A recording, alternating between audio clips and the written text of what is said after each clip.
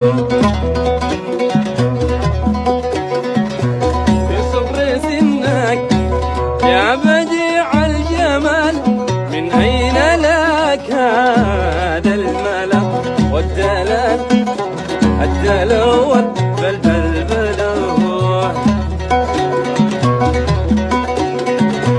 أقسمت مالك يا حبيبي مثال، ولا لحسنك عن غرامك براح أي بروح بالبلبلوة. غزلت الحضني بألحاظ